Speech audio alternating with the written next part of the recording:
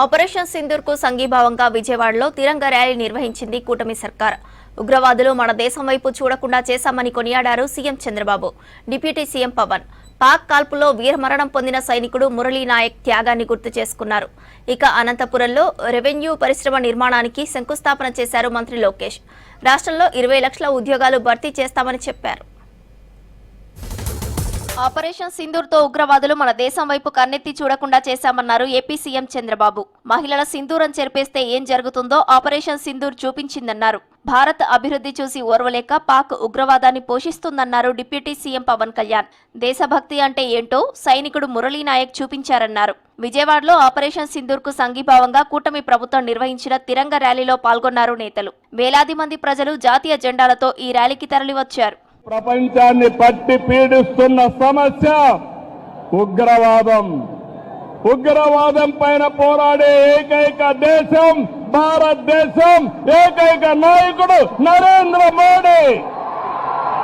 ఉగ్రవాదుల్ని ఈ దేశానికి తిరిగి కన్నెత్తి చూడకుండా చేయాలని ఎక్కడున్నా వాళ్ళ మీద మన త్రివిధ దళాలు ధైర్య సాహసంతో ముందుకు పోయినాయి.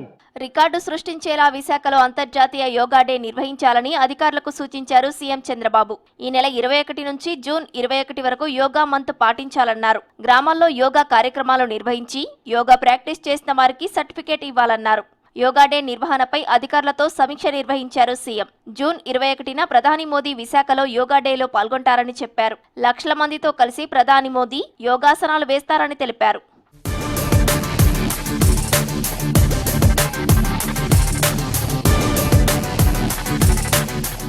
కూటమి ప్రభుత్వం ఏర్పాటయ్యాక రాష్ట్రానికి పెద్ద ఎత్తున పెట్టుబడులు వస్తున్నాయన్నారు మంత్రి Nara Lokesh.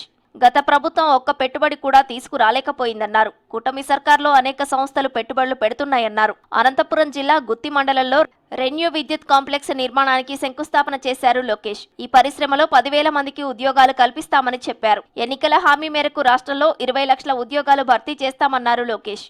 Mr. Sinhaji, your belief in our state and its future is really inspiring. Your return is not just a partnership, it is a reunion of vision and values. I was sitting next to Sinhaji. He was explaining various other projects as a group they want to undertake. I told him only one thing: give Andhra Pradesh the first opportunity and we will deliver on the speed of doing business.